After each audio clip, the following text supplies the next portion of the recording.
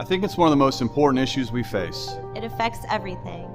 Abortions, cloning, euthanasia, assisted suicide, stem cell research, eugenics. When do we have value? Who decides? Is it influenced by age, race, or ability? Who is a person? Personhood, the recognition that all human life is precious, that every person has the right to life, from their earliest biological creation to natural death. Personhood is about the foundation of our belief in the dignity of human life. And it's a look at what makes us human, what it means to be human, what rights all human beings should have.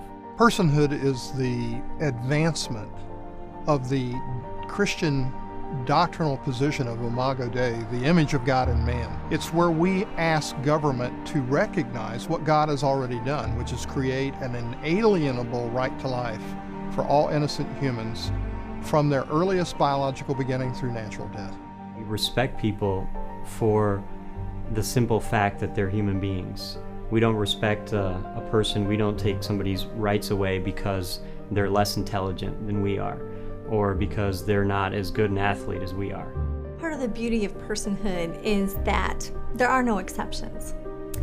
You wouldn't say that a child like me who was conceived and raped isn't a person. So why should we say that an unborn child who is conceived and raped is not a person?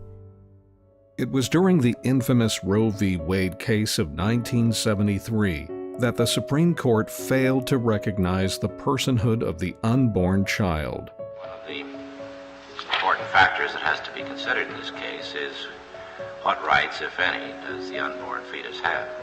That's correct. If it were established that an unborn fetus is a person within the protection of the 14th Amendment, you would have almost an impossible case here, would you not? I would have a very difficult case. You certainly would, because you'd have the same kind of thing. You'd have to say that... Most people in today's pro-life movement don't realize that the personhood argument is not new.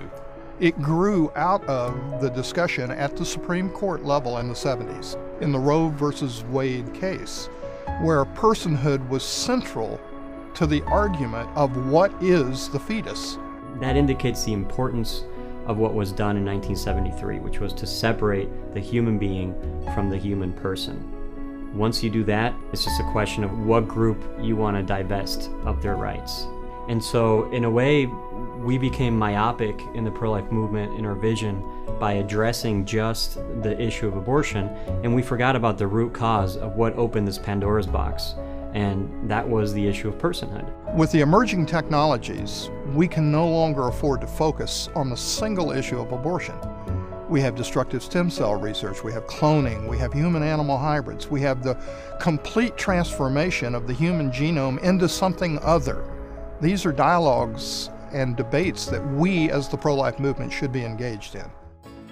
Personhood USA is leading a new movement which is using education, legislation, and political action to demand a change and hopefully to spearhead a cultural shift, a new paradigm, a revival in American culture where we turn away from a culture of death and embrace a culture of life. When you get involved, you can be a hero to others whose lives that you don't even know of their exact existence, but you can still recognize that theirs are lives worth saving. It's not a day for us to hold back, not a day for us to hunker down. Today is the day for us to advance the message and upholding the value of every person. I am a person. I am a person. I am a person. I am a person. I am a person.